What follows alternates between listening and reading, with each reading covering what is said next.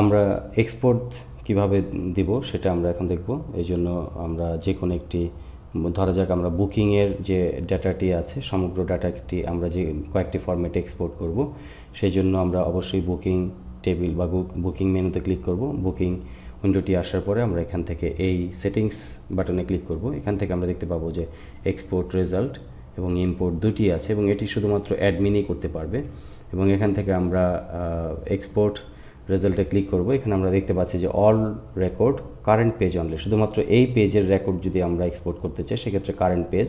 এবং আমরা যদি সমগ্র ডাটা আমরা অর্থাৎ যত ডাটা আছে, যত হাজার হাজার যত ডাটা আছে সমস্ত ডাটা যদি আমরা এক্সপোর্ট করতে চাই সেক্ষেত্রে অল ডাটা রেকর্ডস সিলেক্ট করব। এবং এখান থেকে Excel format, word format, CSV format, তিনটি ফরম্যাট আছে। আমরা যদি এক্সেল ফরম্যাটে সিলেক্ট করি 2007, দেন এক্সপোর্ট।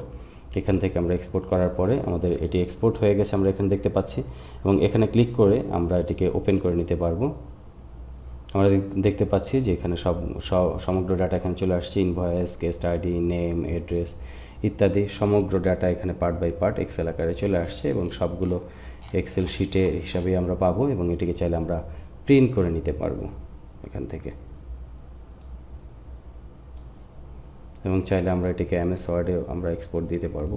এক্সপোর্ট রেজাল্ট, দেন এখান থেকে এমএস ওয়ার্ড, দেন এক্সপোর্ট, এবং এটিকে ডাউনলোড হবে একটি ডকুমেন্ট ফাইল হিসাবে। এবং এটিকে আমরা ওপেন দিলে আমরা দেখতে পাবো এখানে সবগুলো টেবিল আকারে চলে আসছে এমএস ওয়ার্ডে। এবং এটিকে আমরা প্রিন্ট দিতে পারবো বা আমরা আমাদের কাঙ্ক্ষিত কাজে ব্যবহার করতে পারবো।